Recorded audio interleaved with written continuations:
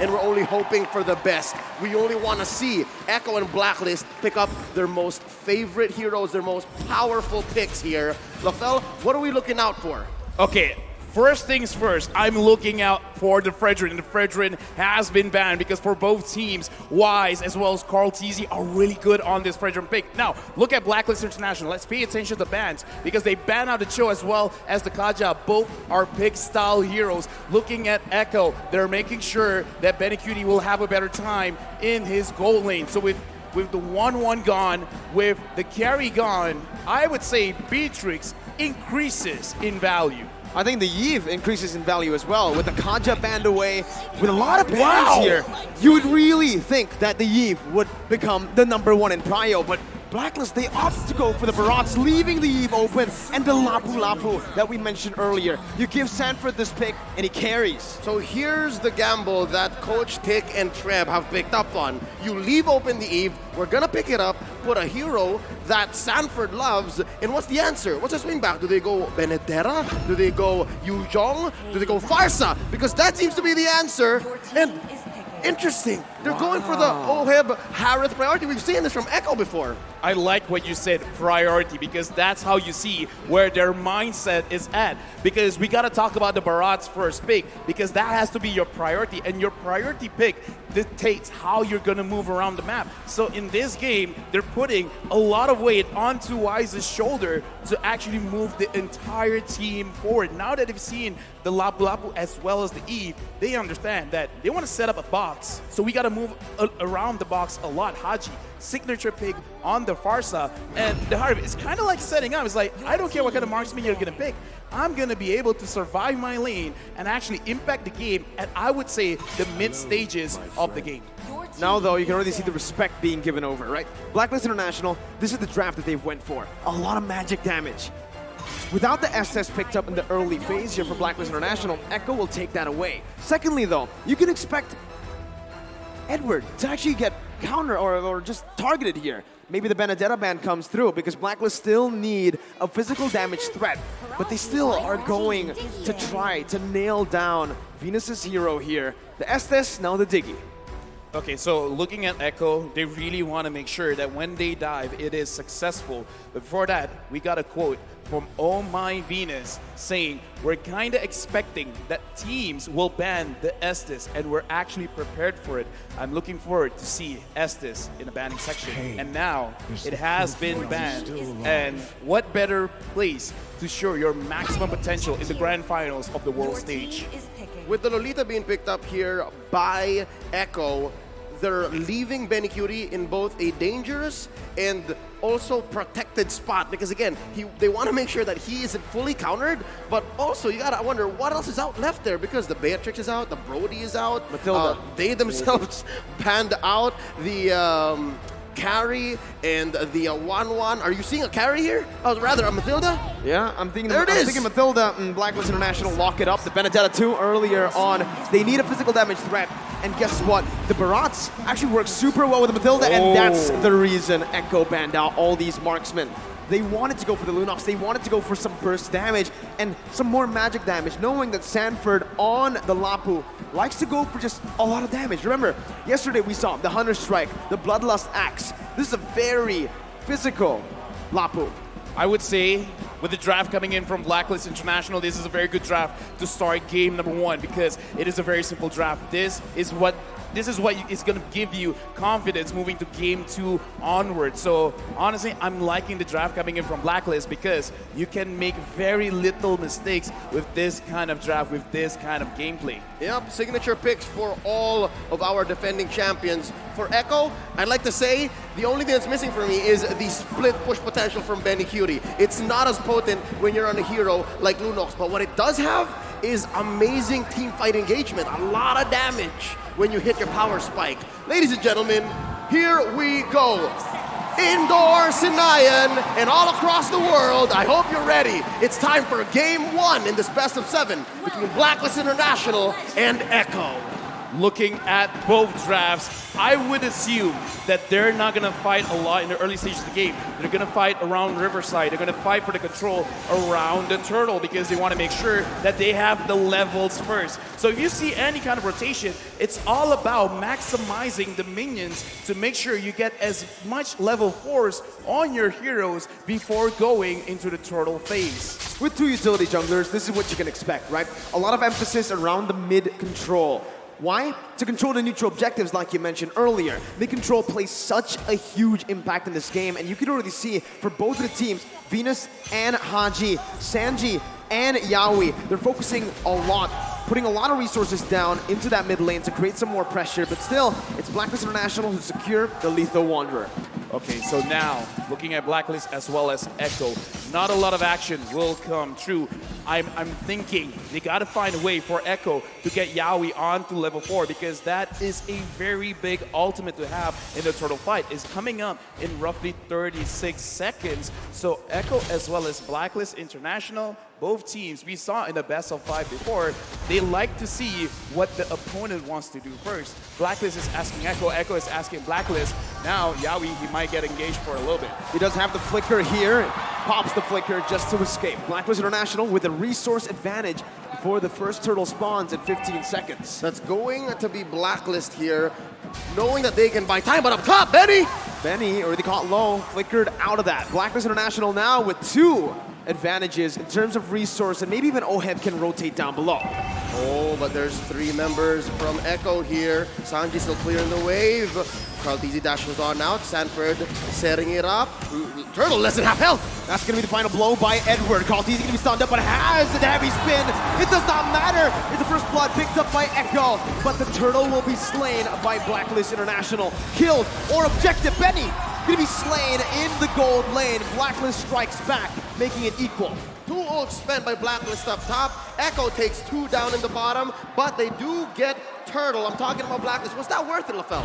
I would say it's not that worth it because in my personal opinion, getting kills is very good because you can establish map pressure because what's the objective of getting the turtle? Sure, you want the gold, sure you want the XP, but you want more control. Now, Edward going up against Sanford taking quite a bit of damage and Sanford's gonna get chased. Circling Eagle onto Sanford here. Haji does not have the airstrike. Down to basic attacks coming in. Sanji not gonna be here to help him in time. Sanford falls in the XP lane. Well, Festival of Blood lifesteal is just not enough at this level. 3 minutes in, and I'm not sure if there's enough. Yeah, no, none at all into the emblems. Many though, look at that. That's gonna be the damage coming in. The Numinal Blast charged in, but knowing that Oheb has the Purify, they decide not to commit just yet. Yeah, looking at all of the emblems as well as the way that they're setting up, Sanford, his personal goal in this game is to get at least 3 kills. Once he has that 3 kills, he will maximize his emblem. Oh, my Venus getting poked out just a little bit. But now, looking at the map, if Echo could give those 3 kills over to Sanford, we can see Echo being a little bit more explosive. You can expect that Sanford's gonna look for it. He's gonna pressure Edward hard here. Sent him home just now because they want to time the way that this turtle goes. Again, we're 20 seconds away. Benny Cutie pressuring Oheb as well. Oh my Venus and Yaoi playing footsies, making sure that their gold laner gets the advantage. The zoning coming in again, right? This is what we kind of expect in the gold lane matchup. Harith, once you get to level 4, isn't really going to be able to threaten the Lunox. And even in the XP lane, we saw that Edward was winning early on, but now that Sanford has gone that level 4, has gone a few items down, it's a bit tough for Benedetta. Oh, turtle already spawned. Carlteasy spots out Haji. Sanford, yeah, there's the RWM. Not going to be able to find anything else though. The stun does connect with the Feather Airstrike connecting onto Sanford. The Petrify locks him down. Edward finds the pick up. Blacklist International now with a man advantage. Rotating around the turtle, circling Eagle onto Yaoi. He's going to be able to find the stun. Carlteasy jumping in. Numinal Blast charged in with the flicker as well. Oheb with no Purify here, doesn't use it just yet. Why still winning the Retribution battles at the top? This is on force.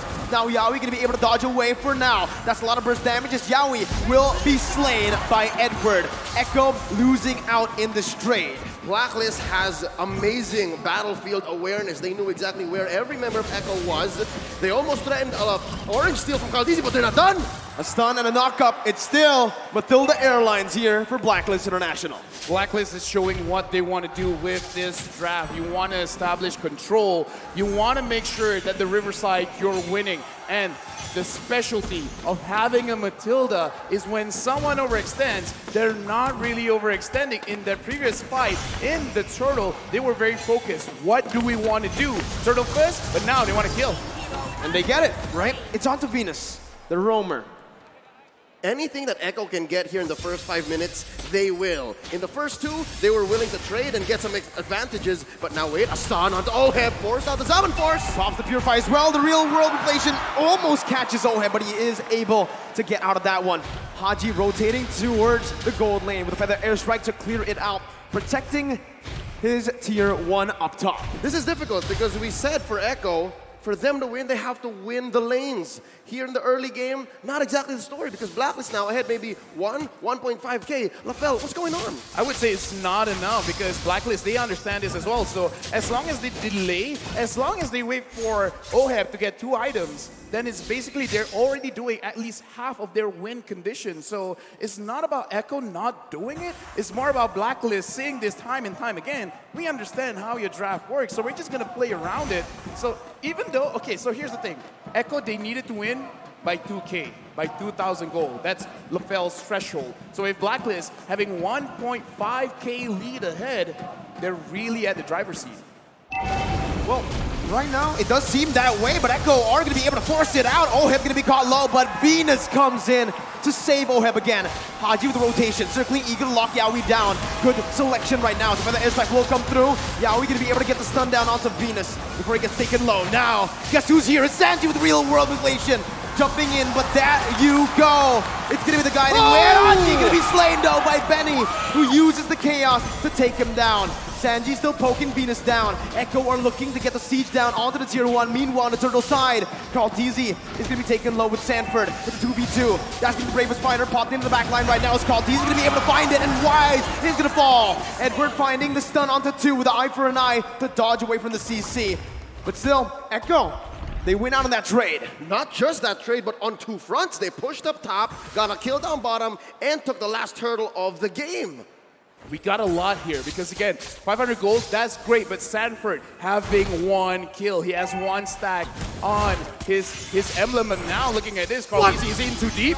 He's looking for a steal here. He does get the orange buff, not punished enough by Black International. Oheb and Haji falling in the gold lane once again. We spoke about this. Winning lanes is how Echo can get it done, and Benny, 3 kills on him right now. Finest example of Caster Curse. You start talking about it, you start questioning it, and it comes up almost immediately. Yaoi with the Numenal Blast. Deathness welcome to cancel it out. That's the anti-CC coming in.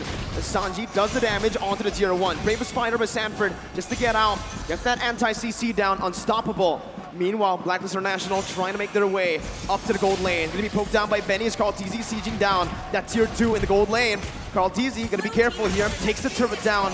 Gets out with relative ease. What a swing for the House of Highlights. Unbelievable. I can't believe that maybe 4 or 5 minutes ago we were talking about how Blacklist was ahead, possibly way past the LaFell threshold, but now it's Echo who's pushing it, 2.5K ahead. Well, they have gone way and above the threshold, and the way that they did it is because they understand, okay, we're just going to stay in lane. There's no use trying to out-rotate Blacklist at this point, so we're just going to say because Oheb is going to be the one that's going to deal a lot of the DPS damage later on, so shut him down first. Right now, there might be a skirmish in mid. But the airstrike was used up just to clear up the waves. Echo, with this composition so far, can constantly be threatening these sieges. And also, they can also be looking for a lot of plays on the map. A lot of kill pressure here in their lanes. Yep, and that's why they're ranked first in average kills so far, 16 plus, because the way that they attack the game, the way that they approach it with their strategy is they want to convert from kills. They don't want to take objectives only. They want to win first and then go from there, which is, I think, what they're doing here. They're baiting the Lord. This is a Lord dance if I've ever seen one. Oh, Sanji's taken low. Edward jumps in, but Sanji flickers out on the final blow. The Petrify still available by Edward right now as he uses eye for an eye, but Sanford notices that. Jumps in with the bravest fighter. A lot of resources spent already as Wise looks for a better position. Haji going to be able to actually dash in with the wings by wings as that's the Luminous Blast connecting onto Edward. Edward going to be taken low, taken down by Sanford. And that's going to be a 50-50 play around the Lord. Wise here versus Carl Teasy, and Carl takes it down. It's a force by Oheb. Not enough to deal the damage right now. Xiaoi's gonna be able to get the stun down onto Haji, who's gonna be able to dash out of that one with wings by wings. Feather airstrike to snipe Sanji down. Benny! With the dash, takes the kill onto Haji. Was that Benny Cutie DD? No, didn't even need the flicker. Dude, that was Benny QT. And again, looking at the items here, because we got to see whether they are strong now or not. Looking at Benny Cutie, having 3 core items, Cloud Destiny, Lightning Treasure, as well as Divine Glaive. Right now, oh my Venus getting engaged by Yaoi. Numenon Blast again, locking the Queen down. Venus gonna be chased down under the tier 2. Wise here providing the support. Carl TZ looking for an angle, but will back off for now. Tier 1 falling in the mid lane. Echo pushing the pace and the tempo. Thou shalt not take my queen, says Wise. Echo pressuring mid lane tier 2, even tier 2 down bottom. That's Sanford going solo, Lord up top. Echo is 5k ahead here, 11 minutes in. It's still not over because Blacklist International, they can still come back because they have a very beefy front line, as well as a lot of damage coming in from Haji and Oheb. Oheb just finished the Holy Crystal. Looking at the damage from Haji. Haji can't connect it just yet. Carl TZ is spotting people out. The Lord is here. Will Echo engage? They will. Numenon Blast charged up already, just to zone the other members away. As Oheb jumps in with some on-force. Wise in the front lines, providing the support. Real world manipulation, baited in. Sanji not dealing enough damage for now. Blacklist just backing off. Echo doing the same thing, noticing they have the lead. It's disciplined plays from Echo. Relatively safe defense and siege from Echo. They did their best to get the most out of that Elemental Lord, but we have a Luminous one possibly coming up in a minute and a half, forcing out a feathered airstrike. Echo is relentless. They're not leaving. Yeah, but look at the way Blacklist, they're defending themselves because they're not necessarily sacrificing their own HP just to defend their base. Like, they're defending everything without taking too much. So now Blacklist, they're preparing themselves. In case Echo wants to engage, they can fight back. The problem is, Echo, they're not engaging. They know that they have a lead and they're not going to lose the lead. Looking at the items as well, oh, but before that, looks like everyone is just clearing everything out. Looking at Haji, he already has 2 main items. He's waiting for his own Holy Crystal. Once he has the Holy Crystal, the kill pressure is going to be a lot onto Echo. So right now, Blacklist, it looks like that's what they're waiting on. They're waiting for their carries to actually complete the items first. It looks like Echo has cornered Blacklist into their base, and this is the trademark Blacklist defense. A lot of teams worldwide have been on the receiving end of this defensive rubber band, and it's not impossible that Blacklist still comes back, but with Echo at 6k playing this defensively, playing this disciplined, waiting for this Lord coming up in 5 seconds, it looks like Echo also knows how to combat that. It's gonna be really tough now with a 7,000 gold lead technically built up by Echo. But with Blacklist minimalizing their losses, it seems like despite that 7,000 gold deficit, they're still able to contest, they're still able to open up the map without grouping up as 5. Yeah, looking at the map as well, Blacklist, they're not really moving away from each other. They should understand that this Lord is going over to Echo for free. Having that Lunox makes it very difficult for you to contest. And that's the power spike we're looking at. Echo, this is the inevitable. They have set themselves up for success here. And for Blacklist, the answer is to send Agent Zero, send Edward into the long lane and try to push that, because not a single tier 1 has fallen for Echo. They didn't even have to use the Retribution, by the way. So Carl TZ was able to steal the purple buff away. So right now, again, Echo just building up the way, slowly but surely, to finally take some base turrets down. This is what kind of feels bad as a Baras. You kind of don't care too much about your buffs getting taken away, but what you do care about is it's hard for you to maintain those stacks because Baras is at his strongest at like, what, 15 stacks? Because looking at Wise now, that is a pretty small Wise. That's a small dinosaur there, and you're right. While Echo's taking away even the small camp, the small creeps in Blacklist jungle, and then freezing the waves, waiting for it to sync with this Lord, then this is the best that Blacklist can do. Oh, there's a couple of ults spent in. Oh, very low. And we're going to be caught in Numenon Blast as Benny jumps in with the damage. And that's the combo, the notorious one. As Echo now looking for the siege into the base turret in the mid lane. Lord still marching in the top lane. Concealed play, going to be popped in. Echo looking for more. That's the airstrike popped in, but look at Sanford, he flickers under Haji, but he's going to be able to get out for a bit. Haji going to fall. The circling eagle does not save the queen. Oheb, the last man standing, but Echo will secure game number 1. Ang limang Echo fans making noise all around as their team takes game 1. It's a long journey, folks. It's a marathon, not a sprint. So game one is great for momentum, but they still gotta watch their backs. Blacklist will pick up so quick from this victory. Looking at this game, the reason why Echo could beat out Blacklist International is not that Blacklist necessarily made a mistake, is that Echo did not make a mistake. Because with their draft, having the Matilda, they're trying to bait out Echo to over-engage, overextend, use all of their skills early to get any kind of objectives and then fight back.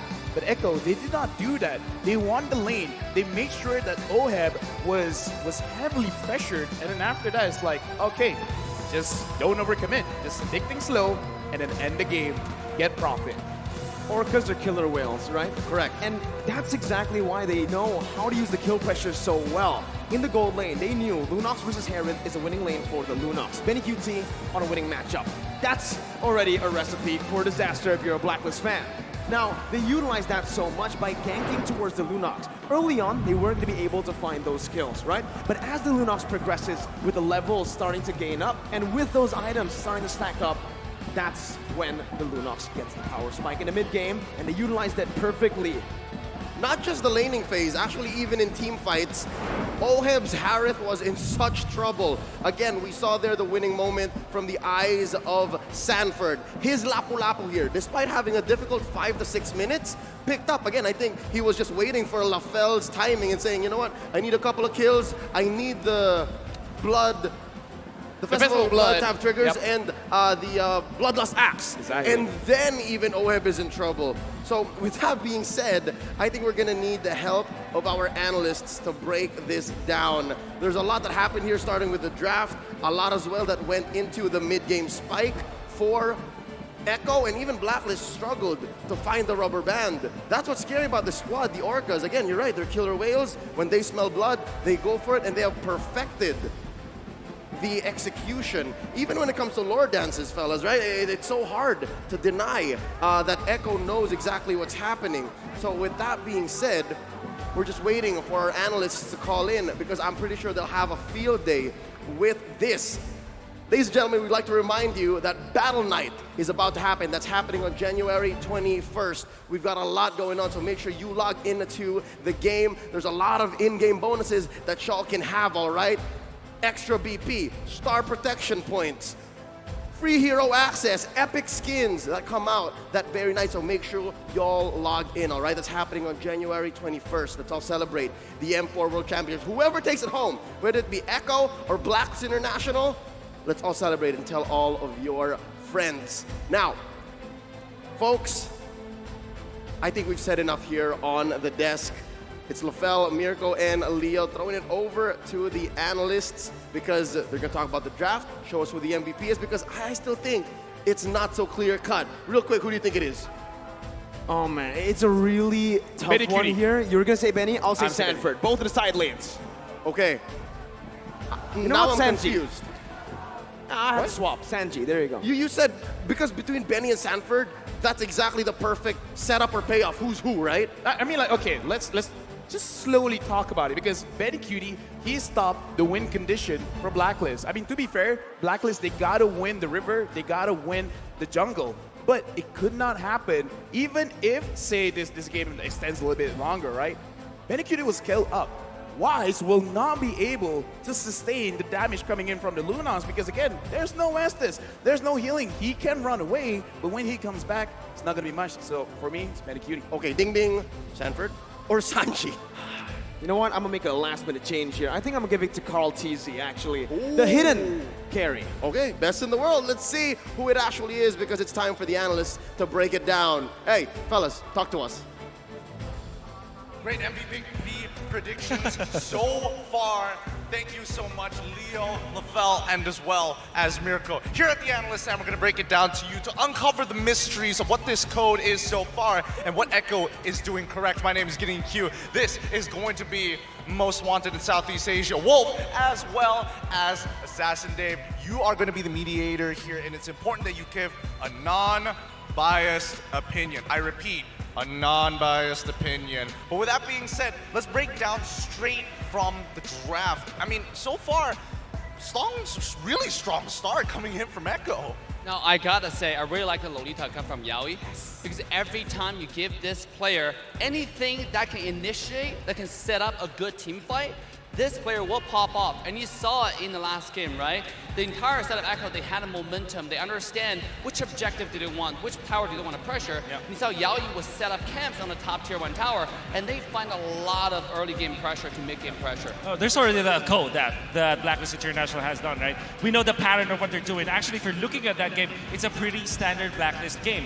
What Echo did differently this time is they snatched this hero, Lolita. That's why I really agreed with Assassin Dave when he said that Lolita was a great pick, because not only does it like present to us how good Yaoi was, but also how good the drafting plan was for the side of Echo. They countered everything that Blacklist wanted to do with their picks. Well, if we're talking about the draft, I mean, those are the bans, but the picks overall, I think to the naked eye, most people would understand that, honestly, they're kind of the same thing. They have the exact same goals with very slightly different tools. Yeah, and I want to mention that in this game, it's one of the first games in the entire series that we do not have any marksman at all. Right? Like there's a Lunox versus Ohab on the Harith, on the goal lane, which is quite interesting because Benny's Lunox actually counter Harith in the late game. You can one-shot with the combo that Lunox has in the kit, and you can look at items. Benny is fully decked out on damage items, no defense whatsoever. Yeah, he didn't need to because of the fact that he has a lot of peeling, right? You have Yakai to frontline for you, have Lolita to kind of save you in those dire situations, and the Lapu Lapu as well. Blacklist International, like we said, this is the normal code, a standard place, like I'm of Blacklist International, but the order of picks allowed for Echo to actually kind of win over those matchups. Lapu Lapu kind of wins versus Benedetta in many regards. Akai can win versus the Akai if you think about it, it's kind of 50-50 if you think about it, but of course Yaoi, not only did he prevent like the combo of Blacklist International, he also protected their own Lunox. That's why I really like how Echo designed game number 1. Yeah, and I like it too. Personally, when it comes down to the little details, the little tools that they have, I mean, the fact is, Yves, it's really hard to break her out of the real-world manipulation unless you have a suppress. And again, I mean, Oh My Venus can't really do much about it. The same goes for Edward, but you can't say the same thing for Echo because you have Lapu Lapu jumping in on the far side, which already is one difference maker.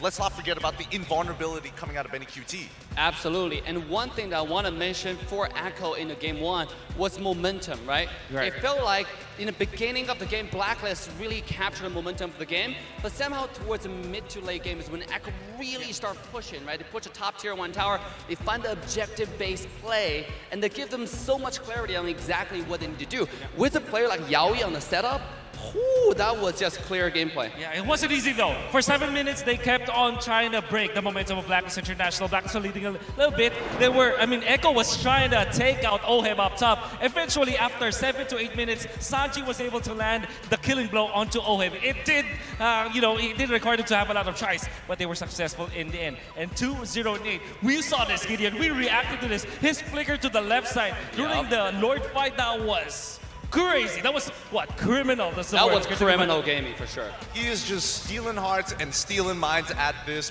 point. The conditioning is starting to build up, but this is only game number 1. So people at the caster's desk, this is your MVP going over to Sanji. I'll let that sit in for a little bit longer, but I think, we really have to make sure that the draft doesn't escalate for this, especially if you are in Blacklist's position. Are there adaptations that we're expected to see? Yeah, and Sanji, well-deserved MVP here. I want to mention one of the lore fight you talk about, he flickered to the left side. That was beautiful, and also he was lingering with 1 HP, right? Yeah. Very little HP, and he still has so much impact. Just to show you how much impact he had in the early game, this is from the beginning of the game to 5 minutes. You can take a look at Sanji's heat map, right? This guy in the mid lane was dominant in the mid lane and started voting towards EXP because Turtle was towards the bottom side in the beginning of the game. Yeah, and then eventually you will go to the gold lane where they want to really kill Oheb back up top. They know that the way for them to win the mid-game team fights is to deny Oheb to the farm. But then again, you can see a Blacklist International how many times they have saved Oheb. Now Oheb also played it well, but eventually they will have to fall to the tempo of. In the beginning, Blacklist had a momentum because they understand that win condition as well. Right. That's why you saw Farsa going towards the top side to help Ohab so much. I think we're gonna capture some highlights here. Whoa, this is one of the engages, even though the Turtle went to Blacklist, but Echo got 2 kills out of it. think even more so, like you could see just the small little plays coming out from everybody here. They're trying their absolute best to make sure that they minimize the profit coming in from either side. But once the momentum started to fall into Echo's favor, I think this is where things started to change, especially for the gold lane. That's right. You're gonna have to. We have to talk about Crowding's here, right? Although we aren't seeing a lot, the way he secured all of these turtles, then eventually the First Lord, then constantly just applying the pressure against Blacklist International while keeping himself safe and really just reaching around the Lord area. I think that's also amazing coming out from Crowding himself. Yeah, absolutely. Here from the highlights, you see how clear Echo rotation were, right? They know exactly where they're going, they know exactly which tower they're trying to get, and sure enough, it paid them many dividends.